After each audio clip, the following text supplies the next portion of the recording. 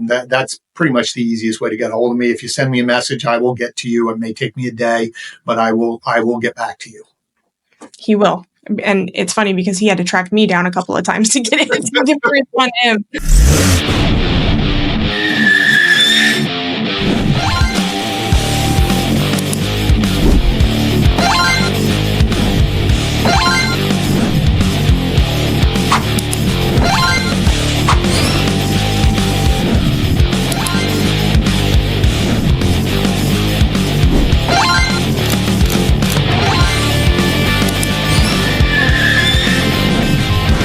Welcome back to another episode of the I'm a Car Chick podcast. As you know, we used to be the Chicks in Charge podcast.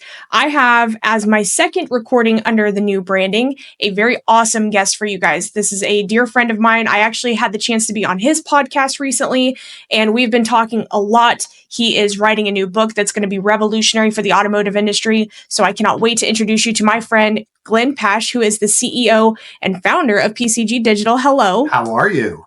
I'm so good. How are you? Really, really good. Excited to be on your podcast. Congratulations on the new rebrand. Very excited. Thank you. Thank you. It is very exciting. And you have a lot going on right now. You're planning a conference, you're attending conferences, writing a book.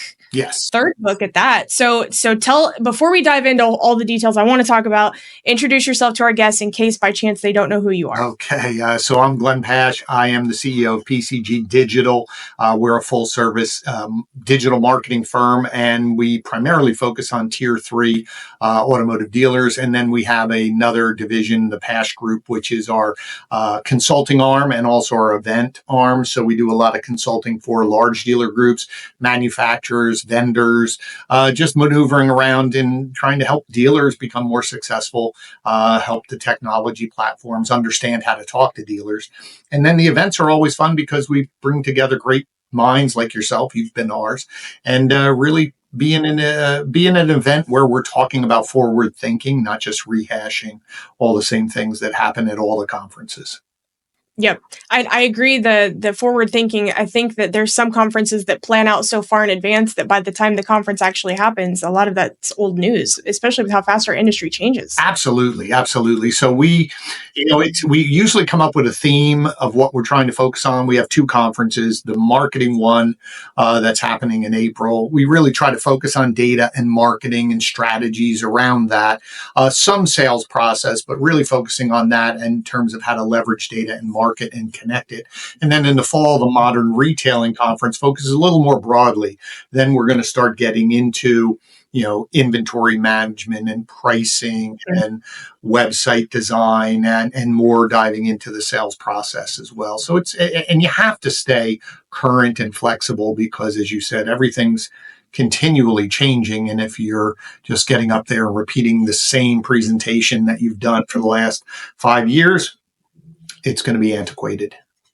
Absolutely. And I feel that same way when I hear those speakers who give the same speech. Again. Yep. Off the PowerPoint. Yeah. But speaking of being relevant to the times, you're writing a new book. This is your 3rd one. And you were nice enough to let me have a look at it so that we could talk about it on here. And I, number one, am in love with it. It's great. I'm going to buy it for my team as soon as you release it. But one of the things that I think probably sticks out the most is that it is going to stay true to the times for a long time. No matter what changes our industry faces, it goes back to the basics and explains things in such detail for people in the dealership. What kind of brought you to bringing it down to that level for them? I mean, there's even a vocabulary in there. Yeah.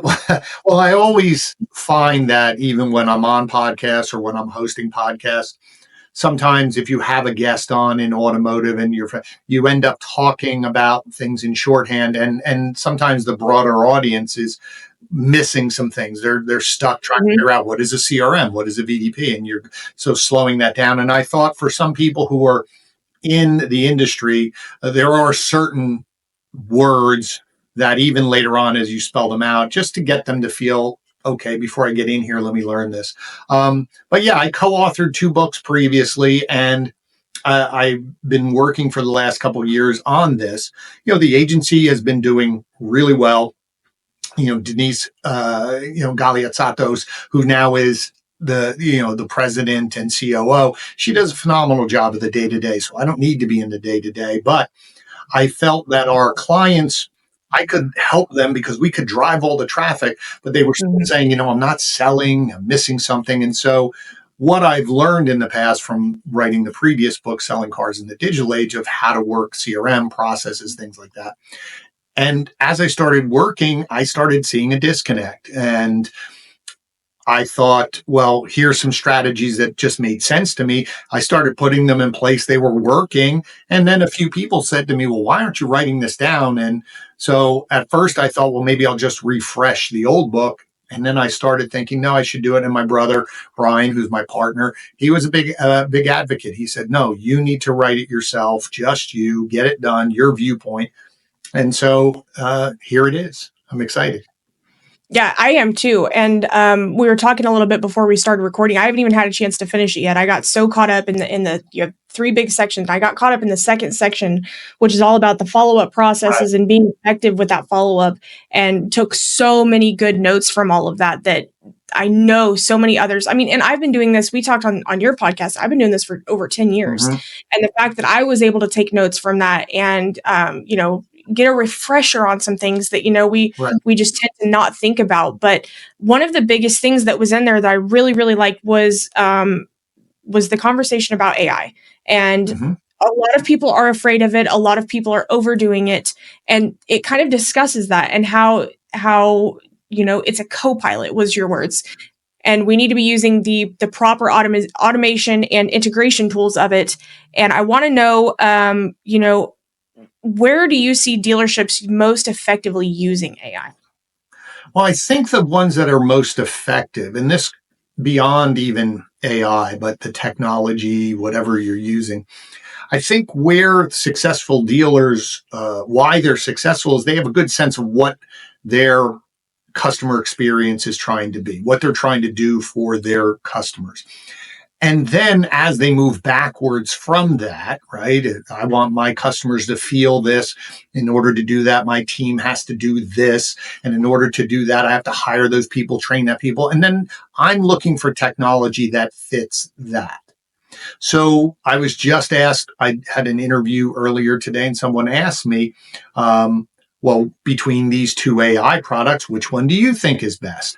And I said, well, I don't want to be both side-ism type of thing, but it really depends on your process, how you want to use it, how it fits, because some are more static and they're really designed to take over a lot of the work. And if you're saying, well, my team is, I run them very thin, I need that help. Okay, well, that might work. If someone says, no, I want flexibility, I want to be able to turn it on, turn it off, I want to be able to adjust, well, that might be a completely different tool.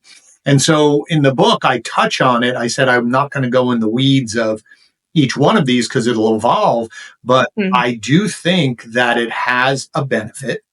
It's after hours, when you're closed, it can be support, but you have to be very clear on why I'm getting this, or else I see when it doesn't work, especially if you have a very well-designed team and they're very engaged, all of a sudden that tool may not be interacting correctly. It might be sending repetitive messages where you and I have already talking, and here comes the AI that says, hey, I haven't heard from you. And it just leaves a bad feeling in the customer's mouth. Yeah. And that's so important to the customer experience. And I think that when we look at, the NADA conference that we just came back from a couple months ago, a big topic of conversation there was the customer experience and what are we doing this year to change it? Last year, the conversation was AI, was CDP, which you touch on. Right. And this year it has to be about what are we doing different to capture their attention, to build the rapport, which is another thing you talk about in the book, and make this the best experience for them. And AI can be a help in that. And it's definitely not a set it and forget it type thing, which is, one of the things that you touch on in the book as well. But another part of it that really stuck out to me was in the effective follow-up processes and the myths of the short-term follow-up. And you had a really interesting chart in there that showed over the first 7 days to sale, how many are bought from the dealership they inquired from, and then another dealership, and then also versus another OEM. Right. Was that storytelling to you when you saw that? Well, when you put the two pieces together, right? Because there's the first 7, and then from, second week, third week into the Yeah, I second saw that one too. right. So that's data from, I'm working directly with Urban Science. And Urban Science tags, they have relationships with all the manufacturers to track new and certified pre-owned. And what they do now is, you can get their services and they'll tag everybody in your CRM and they'll watch them for you.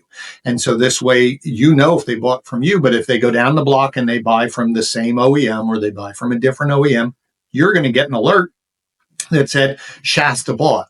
Now, most of the people who are using the tool as we're coaching them how to use it would be, okay, yes, I lost Shasta. But the question is, let me open up that lead now. Now I can go directly in and see, what did my team do? Did we follow our process? Was it just the customer wanted more than we were willing to do? And so I can really train, number one. Number two is I can then kill that deal. And so that way the BDC or the internet sales team isn't following up, chasing a ghost. I can maybe put it into a marketing campaign. Maybe I go do an outreach and send them a survey and ask them, why did we lose? So there's a lot to that. But what really made me, the first time I saw a dealer's data, was how many people in the CRM bought from someone else in the second week and the third week and the fourth week. That's what frightened me, because everybody was designed very much. We've all designed this process for the first 3 or 4 days, and heavy outreach, almost too much in a lot of ways. But it's that assumption that if you give somebody who submits a lead's ready to buy today, it's very short term. And this episode is brought to you by Epic BDC, your #1 outsourced BDC solution. Check out more about Epic BDC by clicking the link in the show notes or visiting epicbdc.com. A week later, someone said, wait, because the team stopped reaching out. All they cared about was, when do you want to come in? And all of a sudden, all these people, you spent all this money to get them. They gave you their name and they defected down the block because your team maybe didn't think they were serious, maybe didn't have a long enough approach, maybe it was just all automated in a way that didn't help answer any questions. That to me was the most frightening. And so I've been working with my clients to fix that. And we've seen a big difference, because now you actually have data to see where in my process is the gap, is the defection. Yeah. And I don't want to jump around too much, but it brings up a very important topic too, that you have to know your marketing. And that's really the whole premise of what you were going for. But the marketing and internet sales team, whoever that is, if it is the salespeople or if it's a BDC, whoever it is, they have to know what the customer journey was to get to the lead. Because a third party lead, they may have never even heard of your dealership. You may hit them with, you were shopping for a Toyota Corolla on our website, and they may have never heard of you. Right. They were just looking for a Toyota Corolla, and something flagged that they should come to you. And so knowing the journey for each of these customers, knowing how to read the lead, knowing how to look for those notes, those custom notes. If there's a website chat, knowing how to read that chat transcript when it comes through the CRM, if it was overnight. There's so many things that we have to be paying attention to. Who do you think in the dealership should be in charge of making sure that that's happening? That's a great question. I think that if, as I said in the book, if you're nowadays, inventory for the majority of dealers is spread. We all have enough inventory. So it really is, what am I marketing? What am I saying to get that customer to come to me? How am I standing out? Everyone needs to know that, because everybody has a piece in delivering on that messaging. So if I'm claiming we treat people like family and we're fast and we're easy, but I don't answer questions, or I don't get back to them in time, or I say, hey, I'll send you a video, and I never do, that diminishes that customer experience. So everybody's responsible, and that the book is for everybody in the dealership to own their little piece. I think whoever's in charge of marketing. Now, some stores have a marketing manager. Some have a BDC manager who also sits in and oversees marketing. Somebody in the dealership is coordinating with a vendor to advertise. And wherever you're advertising, I think you give it posted somewhere where everyone knows this is where it is. It could be in a break room. I've seen people do printouts and hand them to all of the BDC agents, internet sales team, saying, here's the specials that we just sent out. Here's what it is. Nothing's worse than someone calling up and saying, I see you have this going on. And the person goes, I have no idea what you're talking about. That just horrible experience right out of the gate. Yeah, I couldn't agree more. And I think when I look at the dealerships who are doing it the best, they have such cohesiveness that at times could almost seem over the top, where, you know, they've got those joint calls with their marketing vendors, or they have, you know, the BDC manager in touch with the marketing manager, or, you know, internet sales manager. They are constantly in touch with each other, knowing what's going on, knowing what efforts are happening. And it just causes full cohesion. I mean, we've got to all be on the same page and rowing in the same direction. Well, they both work in tandem. You know, there's always been a big, I guess, I don't want to say disconnect, but there's been a disconnect between sales and service, right? Mm-hmm. Sales goes, I'm done. Service is, sales. What I think marketing and everyone has a disconnect as well, because I want to hear from the sales team, right? Even for my agency, the marketing side, we do our marketing. We're going to the sales team and saying, what are you hearing? What are their struggles? What questions do they have? What is the reason why they're coming to us? What's the reason why they didn't come? So that we can adjust our marketing, because we might find that this is an issue. Let's address it. Same thing for the dealership. They may think, well, they're coming because we have a variety of inventory versus price, or we're clear on the price, or it's easy for them to understand, or whatever it is. But if not, all we're doing still is sitting in silos and just going, well, I'm doing my piece, versus I could do my piece better if I knew how that person came to me. And then once I'm done and I hand it off to someone else, they need to be prepared. Yeah. Well, and the follow-up process that even goes along with that, with, you know, if we're looking at, you know, leads coming in from different sources or different marketing efforts, you know, you could have two separate, even more, but let's just start with two separate marketing campaigns going on at the same time. And let's say, you know, one's advertising that we need your vehicle, you know, to get trade-ins, and the other one is, you know, we've got great incentives up to $5,000 off, or a APR as low as 0%, whatever those offers are. The conversations with each of those customers are going to be different. Sure. And so everybody who would be responding to those customers, whether it be salespeople, whether it be BDC, they need to know how to have those conversations and how to discern one customer from the next. Yeah. And one of the things that dawned on me maybe about 2 years ago, because I would always get the question, is it better to have a BDC or have your salespeople handle the leads in that conversation? And my response has always been, I've seen them all work and I've seen them all fail. Centralized BDCs in a store, outsource BDCs, salespeople. It doesn't matter. It's, as I said, they've all worked, they've all failed. It really is your process, accountability. Does everybody know what they're supposed to do? But what really dawned on me one day was I watched a salesperson.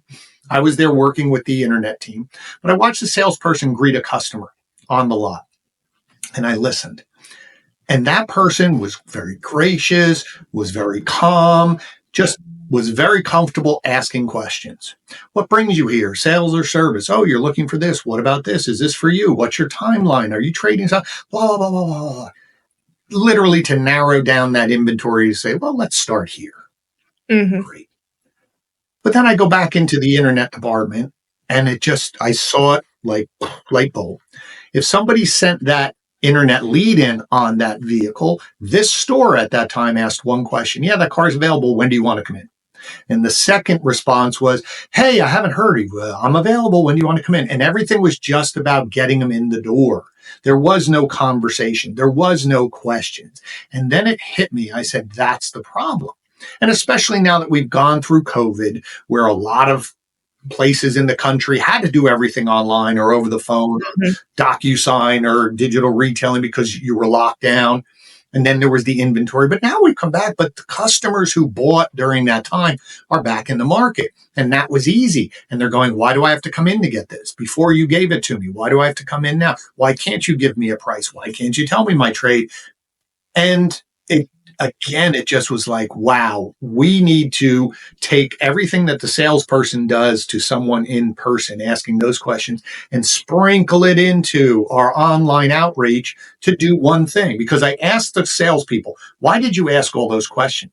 And they said, because I want to have a conversation with this person so I could figure. And I said, there it is. You're not trying to have a conversation the other way. Online now, I want to ask questions that get them to talk, because for me, most of the salespeople or BDC teams, once they started talking to people, they set appointments, they showed up, they sold. But they weren't having as many conversations. So the problem wasn't I call it downstream. It was upstream. We're not having enough conversations because we're not asking questions. One dealer said this, and I stole it from him. I said, I will always use it because I think it's great. You are being very kind to your customer. Let me know if I can help you. Shasta, let me know if you have any questions. But you weren't being helpful. You're being kind. Let me know. Let me back off. But in person, you're asking questions to get them to talk. So once that happened, lo and behold, within a couple of weeks, I would go back to that store and they said, man, we're talking to more people. And I was almost like, well, duh, you're asking questions. Are you leasing or are you financing? People go, I'm going to lease. I never lease. Or you're going to pay cash or finance? I'm going to finance. Are you trading? Yeah, ma'am, no. And they were going, oh, it's so much easier now. And I was like, correct. Got to have a conversation first. Then we'll get to the appointment. We'll get to all the rest. Well, and if we look at the comparison of what that looks like in the showroom versus on the phone, that would be like if a customer came into the showroom and, you ask, are you here for sales or service? And they're like, oh, I'm here to look at a Toyota Tacoma.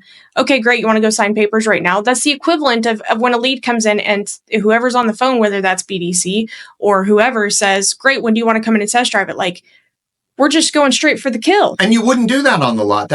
Like I said, I use that not for papers, but if somebody came in and said, hey, can you tell me if that has a third row? Can't tell you till you test drive. And you're going, I'm sorry, what? Does this have leather or cloth? Can't tell you till you test drive. You wouldn't do that, but that's exactly what we're doing, because we think, going back to what we were talking before, we've built the system because we think that online customers aren't serious. But if they submit their lead, we're going to treat them like they're ready to buy in these 3 days. And if they're not going to answer me or they take too long, well, they're not serious. Give me a new lead. And that person's waiting for a response. And off we go. I'm going to go to another dealer. Maybe they'll help me. And so that's what we're really trying to change. I tried to change and take what I've been doing in these stores. That's been working. And you see appointment ratios double. Did you know that there's a monthly newsletter where you can keep in touch with everything that I'm a Car Chick podcast is up to? There is. Check out the show notes below. And you can also follow us on all social media and stay in tune with whatever we're up to. And the show ratio, and they're selling more because they're having more conversations. It's almost that aha moment of it can't be this easy. And it's like, well, it sort of is if you really put it into practice. Well, and if we think about, even just, we'll say 5 years ago, either pre-COVID, right, beginning of COVID, BDC was a different game, or, handling internet leads was a different game. It was, a lot of what we call AIM, acknowledge, ignore, move on, whatever the customer's asking. We don't want to get too granular with them because then, they're going to shop us against our competitors, or they're going to take the information I give it and go down the road. And it was all about, essentially forcing them into the appointment and just selling the appointment and push. And then everything happened over the last 5 years. And now there's so many options of where they could buy a car out there that the place that makes them feel special is where they're going to do their business. The place that listens to them does not just give them templates, or, customers can tell. They're smart. They're not idiots. They know when it's not an actual human being reaching out to them. The question answered. That's really, to your point, is I need help. And it's what I've seen is pre-COVID, marketing was the same. Price, and get them in. Well, COVID and wherever you were, their inventory, customers have changed. Everybody does things online now, DoorDash and Uber Eats, and everything is convenience now. And more importantly, dealers have all of this technology on the site that I can go figure out my payment. It may not be my real payment or final payment, but I can figure out if I'm comfortable and I can get a trade value and I can apply for credit. So I don't need to come in until I'm ready to come in. And maybe it's just, I just want to test drive and make sure, okay, let's button this all up. But for some reason, there are some dealers that have reverted back to, I need more leads, get them in, get them in, get them in. But the environment's changed, the customers changed. They're looking for less friction. That's what it is. The less friction. And for people, they don't understand, why can't you give me a price? Your tool just told me I had a price. Well, I can't tell you till I see the car. Makes absolutely no sense. And those dealers that are hoping that everybody does that, and then they go opposite and I'll give you the price, I don't care. They will go shop you. It's okay. But if you talk to them as a human being, they won't see any need to go down the block because you're helping them. You're their friend now. Exactly. They're overwhelmed with data. Before, they never had the data. Now they're overwhelmed with data. And all they had to do during COVID was sit in the house and look at data. And now there's so many, to your point, multiple places I can buy a car, multiple things I can do. They're overwhelmed going, who's right? Who do I believe? That's what I think the job of the sales BDC internet team is, to listen and help them and declutter and be fair and be honest and answer their questions with the confidence of, we're going to take care of you. So let's have a conversation versus can't tell you. Yeah. And it's fun watching the industry change like that. And it's fun watching that reality kind of smack and hit some people, because they've been so gung-ho about, the sales portion of getting them in, and they lost touch of the business development portion. And that's what the BD and BDC stands for, is business development. And so that doesn't mean that every single customer is going to be a transaction immediately. That means that this is the beginning of a relationship. And I think that we've got to change our verbiage where they're not just leads. These are your future customers that are coming in. Absolutely. Well, you don't know. And I think working with urban science, when you see that, it's amazing when, that one graph, if you counted everything up, over half of the cars that were sold were after the second week. Mm-hmm. But if we buy enough leads and get enough leads and we sell our cars and we hit our number, we're thinking not about what we could have done, because we never really had that data. So a lot of it was, well, the leads aren't working, or we just need to do this and get them in. And you can justify success because you can look at it and say, I have, look at all the appointments I have. Most of them are set within 3 or 4 days getting the lead. And we sell most of our cars within a week of that. Well, that's the way your process is designed. So of course you're going to fulfill that, outcome, because that's what it's designed to do. But what about all the rest? What about all those opportunities? Because you were the first dealer that they reached out to, and they're 3 or 4 or 5 weeks out. They're just starting, but you're treating them like they're ready to do it now. Mm-hmm. And that, to me, is for me, it's the most obvious question, is what's your timeline? And because if somebody told me, well, I'm about 3 weeks out, I would hope, I'm not going to deal with you. That's 3 weeks out, now, whatever your process is. But why wouldn't I? Why wouldn't I go with that person for 3 weeks? Why would I allow them to go down the block? And even after I answered a few questions, if they didn't get back to me, well, they ghosted me. And reality is, I didn't help them. I wasn't there to help them. Like you said, I'm their coach. We're going together. We're going to get this done together. And I think once the dealers see this data and how many opportunities that they've paid for already that went and bought somewhere else, let alone some of the technology now letting you know who's in your CRM, that's back on the website again, but they're not giving you another lead at this time. Wow, if I could go out and just have a touch point with them. There's so many new opportunities. And I think a year from now, there's going to be new roles in the dealership for someone. As Aaron from Full Path calls it, the data up, someone who's back. Mm-hmm. Like, there's so much to do. It's exciting. Yep. But you have to break out of that get them in mentality. And the data up was something that you mentioned in the book, and it's I think that conversation may be a little bit more advanced than beginner level, of course, Sure.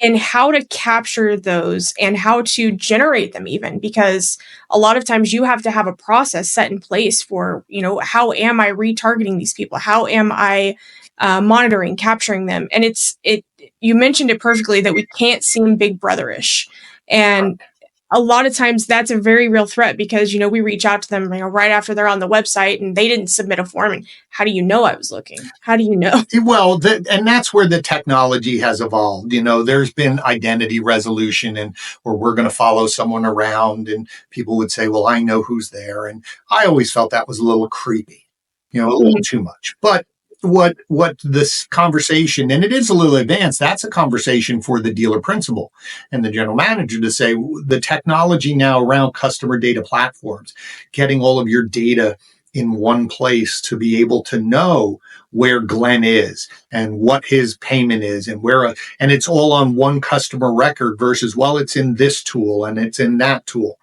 But there is now the ability to know people in my CRM, people who have given me the information. I know when they're back on my website. But to your point is, that's not a lead, so to speak, because they just came back shopping. It has to be a completely different approach. It might be 2 days later, and it might just be, hey, we're calling to check in on people who were looking for a car in the past, and someone goes, oh. But if you're calling them up saying, I saw you were on my website right now, then that pushes them away even more, thinking, oh my God, you're tracking me. But it's this idea of leveraging data for your team, and you've said it multiple times, but you have to have a process for that lead source. What are we going to do? Who's going to own that? How do we measure it to see what success is versus just, well, we're going to treat them all the same. Mm-hmm. And if, I was just thinking, if I'm a dealer and I'm sitting back listening to this conversation, like, I know that there's things that I need to take action on, but I wouldn't even know where to start. Right. What's the most important piece to hammer down first? Well, I think outside selfishly saying buy the book, I think what you really need to do at a very high level before you change anything, and I'm not an advocate to change anything before doing a very simple exercise of saying, let's follow the customer. Just very simply get a whiteboard, go into a room, take time and just say, okay, how can people contact us? Well, they can walk in the showroom. Great. Okay. When that person walks in, what's our process? Right? Who greets them? What do they say? Do they ask them if they have an appointment? Do we take them over to a chair, get them a drink of water or something to drink? Well, I go into CRM and see if they're in there and see if they've been talking to whatever. What's that process? Okay. You've made it this far, and I have to say thank you so much for listening. Please be sure to rate the show, whether you're listening on Apple Podcasts or Spotify, subscribe on YouTube, and of course on all social media channels. Light it up.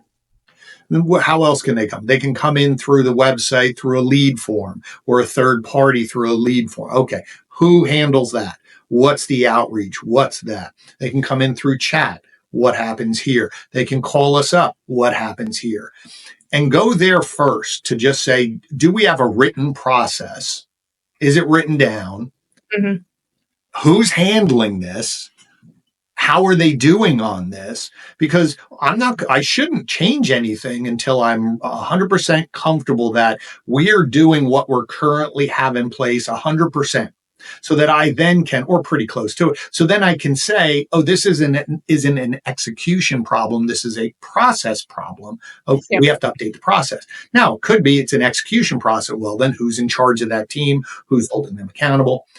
Once we start tightening up all of those and feeling very good about it, then you can start taking that step back and say, do we have the right technology for this?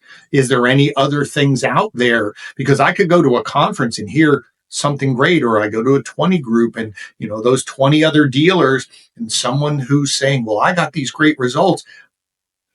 Is that technology or process right for what I want to do for my dealership? If I don't really understand what I'm trying to accomplish and I have it all mapped out, then I'm just creating a Frankenstein monster because I'm just bolting things on and people hate that. But I think if that would be my first venture in, because that's sort of the way I approach it. I need to know what's currently happening. It's a lot. It's a lot to take in, and it's an undertaking. But the results of being able to do that and have it go well are game changing. But once you know it, see, that's the whole thing is people go, oh, it's going to take so long. Yeah, but so what? So even if it took you a month to document all of that, then you don't have to do it again. Now everybody has the playbook.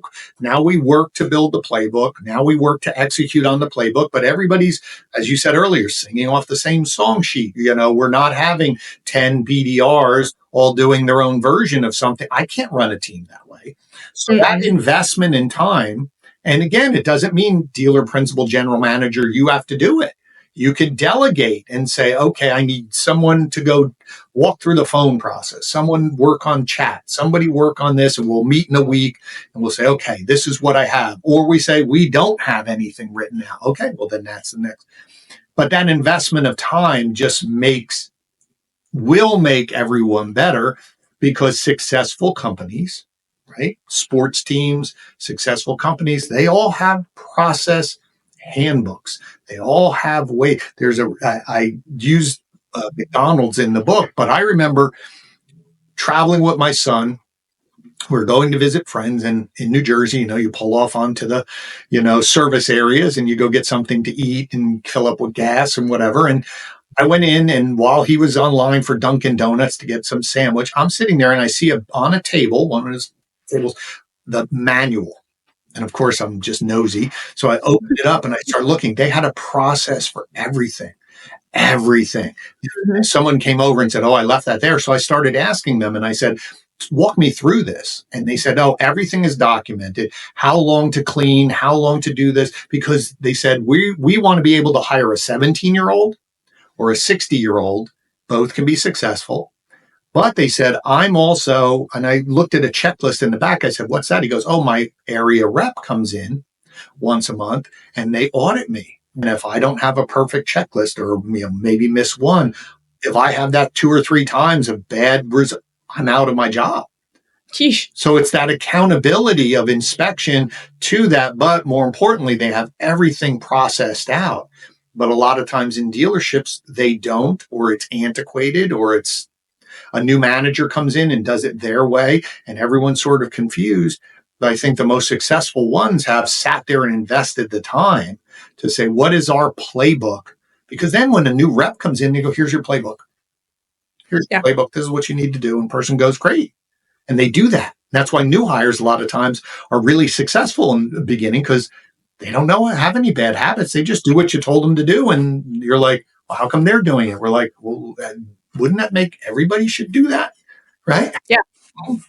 We just get lazy or think that we find something better and, forget to go back to the basics and what we were originally taught and how to execute on those things. And it all gets watered down. And that's why, like you said, accountability has to be so, so important. And like our internal leadership team here at Epic SCP, we went through a system called the EOS system, entrepreneurial operating system. I think I have that book up there. There it is. What the heck is EOS?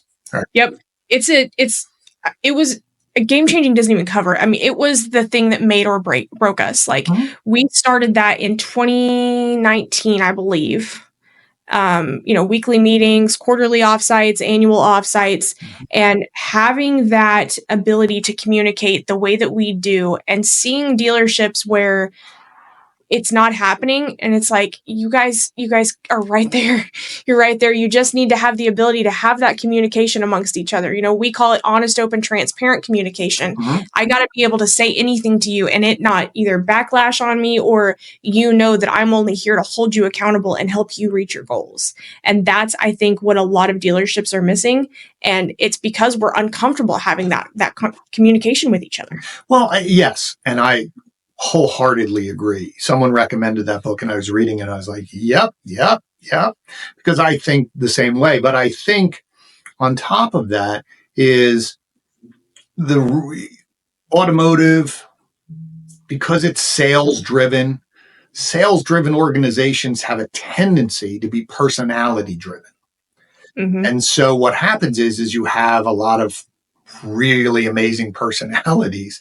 But the problem is that if you take a group of people, there's a small percentage that are just the top of the top that they're savants. And even if you took a whole room of those 20%, there'd still be a 20% of them, right? There's always that. But I say to most of the dealerships is that you have to be building processes for the 60% that aren't that way. You have 20% at the top, and then you have 20% that are new or going out. But that middle 60, I've always called, they need processes. They need consistency. They need to know every single day nothing's changing. The problem is that I've seen not just successful dealers because they have one long-term general manager, that's good, but even if they've replaced the general manager, the leadership above it says, that's great, you're coming in, but this is the way we do things, versus a new leadership comes in and changes everything. And then 6 months later, another person comes in and my personality, my style, that's disruptive, right? That would be the equivalent of every time one of your leadership people at Epic changed, they come in and say, well, what do you want to do? You'd say, we would collapse. Because people will be coming in going, who's here today and what are we supposed to do? Most people want consistency. Even salespeople like to know that I come in, this is what we're doing. Our meeting's going to be held at this time. This is what we're going to be talking about. Here's my approach. Because the more you have that process in place, your brain can really listen. Because I'm not worried about, I know what the next step is. I'm in control. It's second nature to me. And now I can really sit there and listen, versus when I'm newer, in the back of my head's going, don't forget to ask this. Don't forget to ask this. Don't forget to ask this. But I think people misunderstand process and feel that it might restrict their creativity. I think it's completely different. The more structured you are, the more creative you can be. Counterintuitive. And so the more I'm a big fan of, the more you're processed, the more you have it, the more people know what they're supposed to do, then they actually can feel they can accelerate because I know what I'm doing. Yeah. It's not what do I have to do next? It's how can I do what I do next? Yeah, and become more efficient. I was talking to someone, I can't remember who it was. I think he was on the show. It might have been Jonathan Dawson. And he said, the more efficient you can be, think about it. If it took me an hour to do this, but now over time, I've just gotten better at it. It takes me half an hour. I have an extra half an hour to do something else. And so he said, that's really people's jobs, is to come in and do their job, but become more efficient at their job so they get more time back. If you want to sell more cars, get yourself more time to make more calls, to greet more customers. But that takes being efficient with your time throughout the day and be greedy about getting that back. Well, I'll tell you, in the position of either BDC or salesperson that's going to be doing, the things that we were talking about in the beginning, whether it's that internet lead follow-up or touching base with the customer, a lot of times there's a split between our analytical brain and our creative brain. And your analytical brain could be stuck in the, okay, well, what do I do next? What's next in my process? Or what do I say next? While your creative brain is being stifled by your analytical brain and you're struggling to come up with whatever that content is. And that's perfect place for you to have that co-pilot with AI.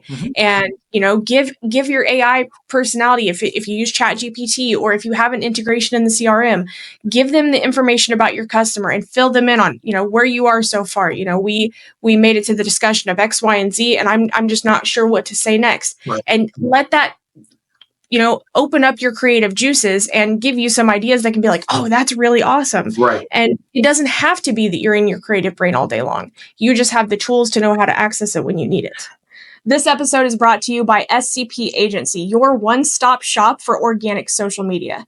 Check them out by clicking the link in the show notes or visit scpagency.com. I totally agree. I use ChatGPT at times to say, here's what I'm thinking about for a workshop. Give me 5 titles or give me 3 titles and I'll things that I never thought of, or I'll go, oh, that's horrible, or that's not me. So then I rewrite it or I tweak it. But like you said, sometimes we get into a brain lock and we give up versus having someone else be what do you think about this? And they give you some responses. But I think it again, the more organized people can be, it frees them up. I think sometimes the analytical part is impacting the creative because people are trained or measured or managed by metrics, and they have an arbitrary, you have to make X number of phone calls and this. And so people are so focused on the tasks and analytic brand. Did we do this? Check the box, get it done. I don't have time to be creative. I'm just going to send out this bing, bing, bing, bing, bing. Versus going, no, I'm organized enough. I will get through everything. My job is to have conversations. My job is to, set appointments, but I can't set appointments unless I'm calling at the right time of day. I'm texting something that begs a response, and really getting people to go, what if I just was focused on coming in and having 10 great conversations every day? Like if I could come in and have 10 great conversations over email, phone, text, video, I'm going to set my appointments. Right? I'm going to set my appointments because I'm having a conversation. That takes the pressure off of, and because nobody wants to come in and go, oh man, I got to make 100 phone calls and I got 47 emails and the manager's going, how many calls have you made? Nobody wants to work under that versus how many people have you talked to today? Well, I already had 3 conversations. Great. What's the outcome? Well, set one appointment. The other person wants me to call back tomorrow and the other person, great, but I got all these tasks done. Great. That's an awesome day. Keep going. Mm-hmm. It's so easy to get caught up in the tasks portion of it that you get focused on your calls, your texts, your emails, your videos if you're in sales. And we get so bogged down in all that stuff that we forget that the goal is conversations. It's not just checking the box saying, hey, I did this task.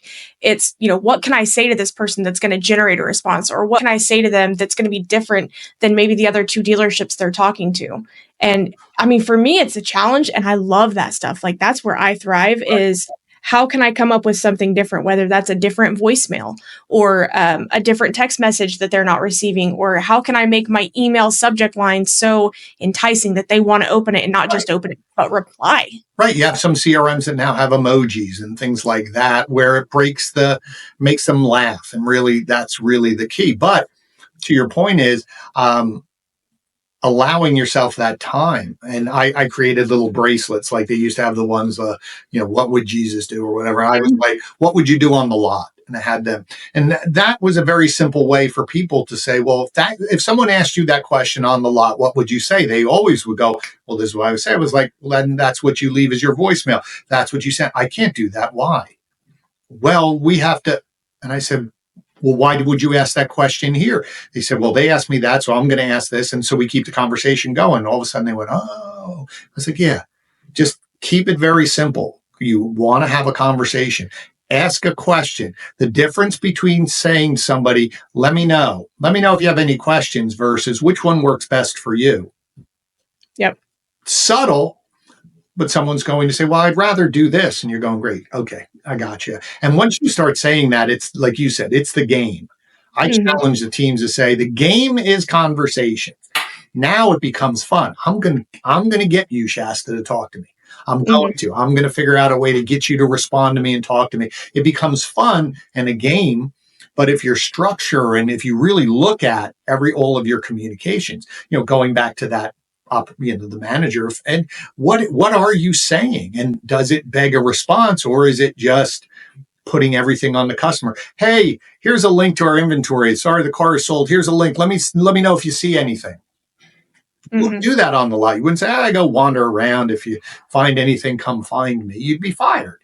Yeah. It's that keep the conversation going, engage with these customers, because I don't think I've run across really a store that once their team is engaging with people, they're not setting appointments, they're not showing up. Like that doesn't happen. But when you add in all the leads that they haven't had a conversation, oh, my metrics are down. And I was like, let's look at these. And they all go, yeah, we are pretty good about this. I say, okay, so the game is more conversations, not better appointments, because that's already taken care of, right? And so that's part of, again, this book is for the agent. It's for the team leads or the BDC managers or internet sales managers to understand how to guide them, how to coach them. And then above that, also to say, is really managing my metrics the right way versus what's the outcome we really want, which is appointments and conversation. So why don't we talk more about that versus you better do your calls or else I'm going to, and then because then you just see it all the time is didn't leave a voicemail, no voicemail, no voicemail, 4 seconds, 5 seconds, just so I don't get yelled at. Not very productive. It's funny you say that. When I first started off in the BDC, I was maybe one of those almost ignorant good performers, like where, I was just so excited to do what I do. And, my customer could hear that. So I scheduled a bunch of appointments, but I think it was like 8 calls an hour. And my manager was so mad about it and just hounded me about dials.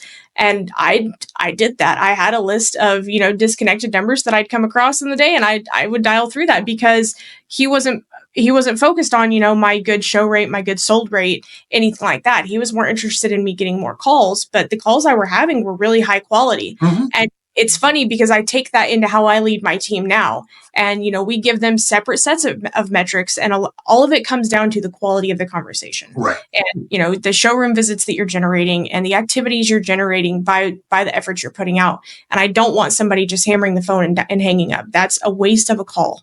Like, why would you do it? It's wasteful.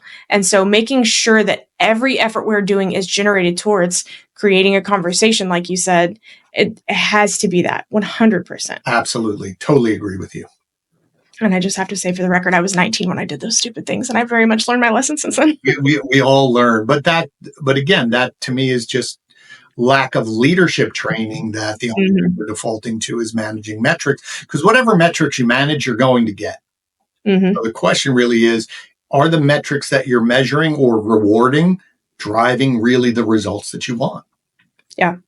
And it's so important too. I mean, even when the sales team is managing the leads, are you offering them any sort of bonus or tracking their metrics as far as the leads that they're handling, if they're the ones handling your leads, or are you still only tracking their sales?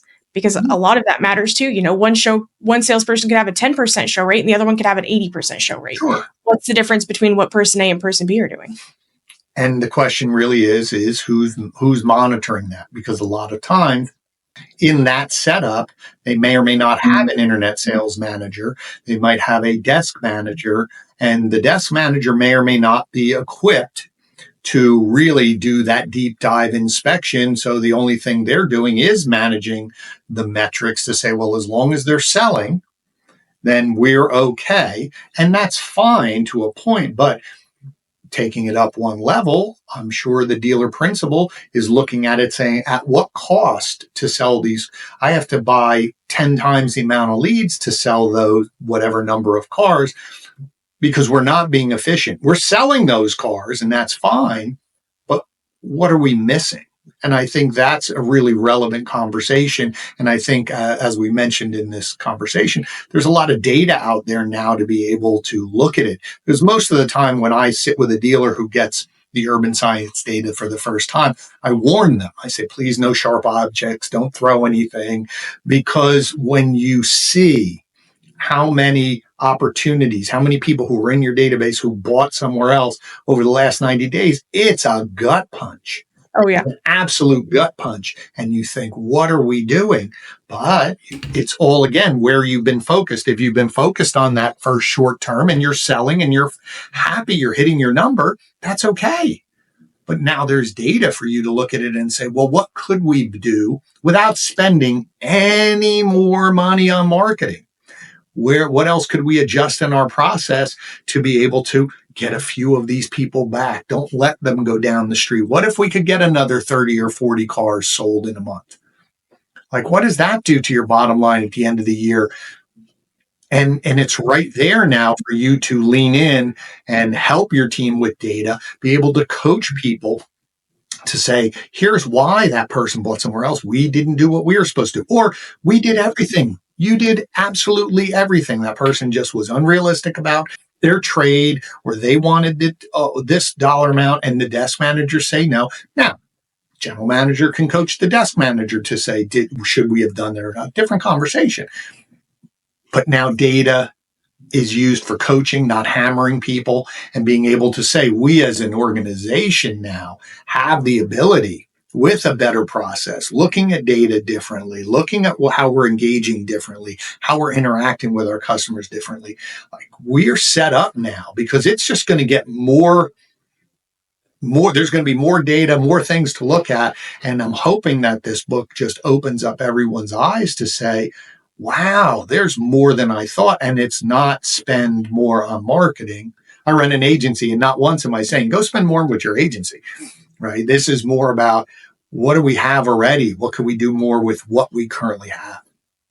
Well, and do you have the most effective structure of your staff? When we look at, like you were mentioning, a sales team that's working the internet leads being ran by a desk manager, running internet's not his job. Mm-hmm. And it shouldn't have to be. I mean, we could add it to his plate and he might half-ass it, but if we look at the difference between that and an internet sales manager or a BDC manager, someone whose full-time job is ensuring the success of your internet traffic, that those two people are going to be doing such different tasks, and the level of expertise that you're going to have. I mean, if you truly invest in the right person in that seat, invaluable. Like, that will bring you so many more opportunities, not just in sales, but in service, because they're going to be doing that deep dive for you. They're going to be making sure that your processes in the CRMs don't have any stopgaps, and everything will be running so smoothly. Yeah, and I think it's just, again, this is the evolution of learning, why people go to conferences, why I wrote the book, is just to help everyone to what you just said is, what is my current setup? Is it right? Do I have the right people in the right position? But more importantly, do they have enough time and or knowledge to do this? I've seen it where a BDC manager is the marketing manager, and you're going, well, what does that entail? And that might be almost 2 full-time jobs, and something's going to be, fall off. Or, well, I don't want to hire more BDC agents, and I'm going, then cut back your marketing because you're wasting leads. Well, no, I want to market. Well, then you have to staff. Or, I'm going to plug in AI, and that means I'm going to cut my staff back. Well, whoa, hold on. Maybe, or you reassign them or you reallocate resources. But everything goes back to understanding, what am I trying to accomplish? What do I want my customers to feel when they do business with us? And then what are our processes? Because as we touched on earlier, I could just be adding things and spending money and not getting a better outcome. Yeah, it's a dangerous road to go down once you start looking at it and you're like, oh, I can do this, oh, I can do that, I can do this. Yeah. And you gotta really take it slow, because you can change a whole lot without realizing it. Well, that's why most people in stores don't like when leadership goes to conferences, because they come back and they drop something. Oh, well, I saw this technology, boom, or the dealer at my 20 group said that they do that. We're going to do that, instead of, as you said, take a breath to say, is that even right for us? Mm-hmm. We already have a tool that does that, right? Or do we need that? Or if I get that tool, isn't that, well, maybe we already do half of it.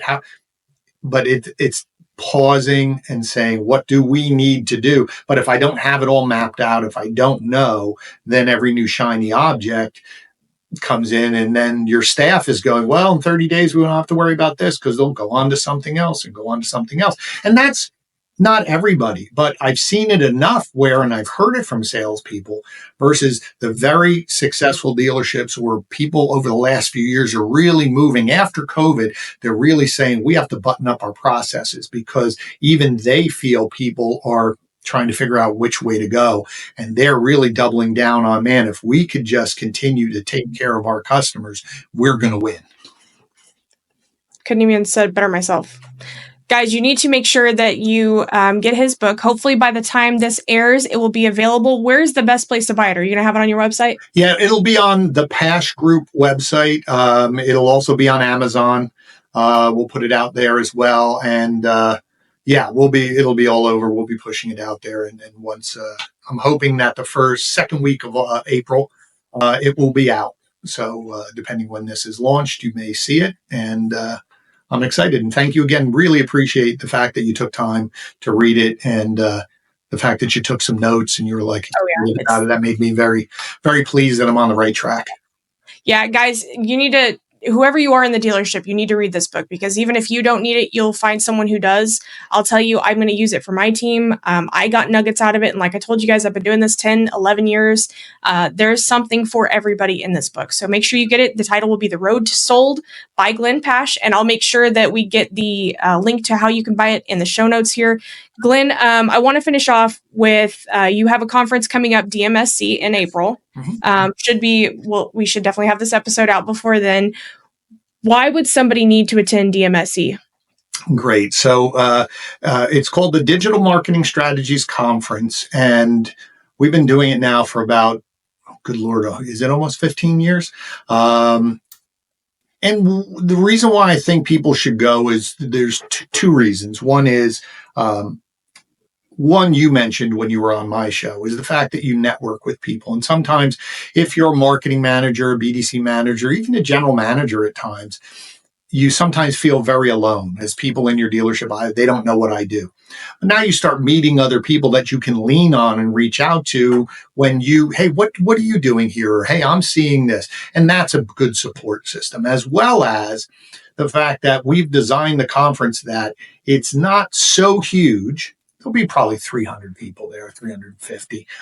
But it feels very intimate. So at very large trade show type conferences, I can go see a speaker and never see them. They won't cross my paths again. Mm-hmm. Where here, I could see Shasta speaking, and as soon as she's done, she might be sitting next to me in the next keynote, or she'll be here during the coffee break or the cocktail hour or tomorrow at breakfast. So I can come back and sit next to her and say, hey, I was thinking about what you said yesterday.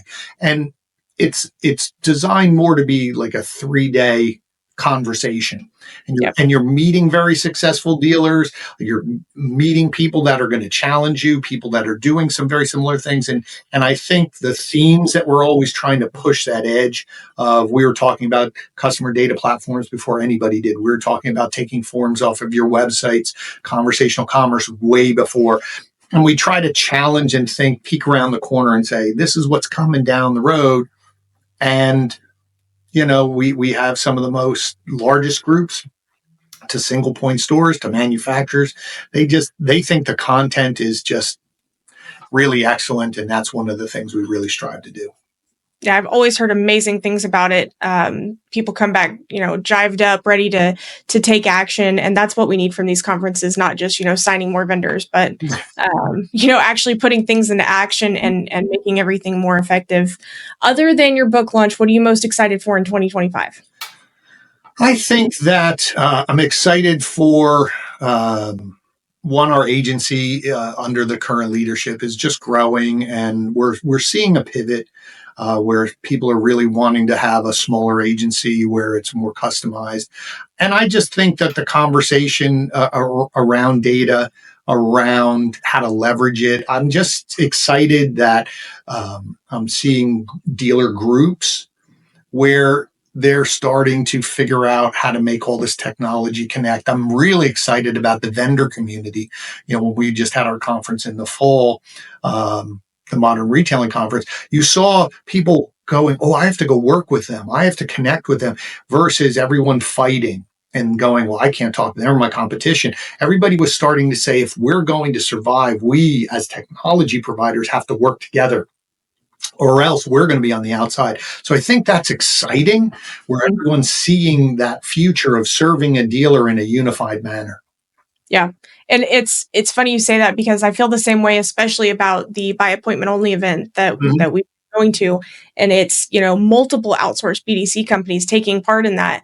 And not one of them feels like competition while you're there. It's all, how can we come together to provide an experience that's going to truly move this industry forward? And I felt it at NADA. I felt it, multiple times since then. That's the direction we're moving as an industry, is we've got to start collaborating. Well, there's enough for everybody. At the end of the day, if you had 1,000 clients and I had 1,000 clients, there's still tens of thousands of clients for everyone else, right? We'd be like, oh man, we got 1,000. Like, this is awesome. Let's keep growing. That, I think, is when you stop looking at everybody as a competitor and what can I learn, or they're better at this than I am, or I have to get better at that because I'm seeing this. I think it just makes, at the end of the day, our company's goal has always been helping the dealer be successful. And I think more and more companies are doing that and aligning together, learning from each other, vendors learning just like dealers are learning. And it is an exciting. It is. I know that there's going to be dealers and people within the dealership that listen to this episode and want to talk more with you and want to learn from you. What is the best way for them to connect with you? Well, you can always go to the pcgdigital.com website. You can just submit there. You can find me on LinkedIn. LinkedIn's really probably the best place, or Facebook. I'm around on those as Glenn Pasch. That's pretty much the easiest way to get a hold of me. If you send me a message, I will get to you. It may take me a day, but I will get back to you. He will. And it's funny because he had to track me down a couple of times to get on him. Glenn, thank you so much for coming on today. This was a phenomenal episode. I cannot wait for your book to be released and see all the success that comes from that. This was a great episode, honestly. Thank you so much Thank for having me. Absolutely. Thank you for everything you're doing for the industry. Guys, be sure to check Glenn out on social media, buy the book, do all the things, attend DMSC, and just get bought in and do all the things because I And listen to my podcast too. Yes, the You're in Charge podcast. Make sure you go find it. Go find her episode because her episode is phenomenal. Well, thank you. There we go. We have such easy conversations with us. I know, it's fun. Thank you guys so much for listening. I'll see you next time, and remember to light it up. Bye.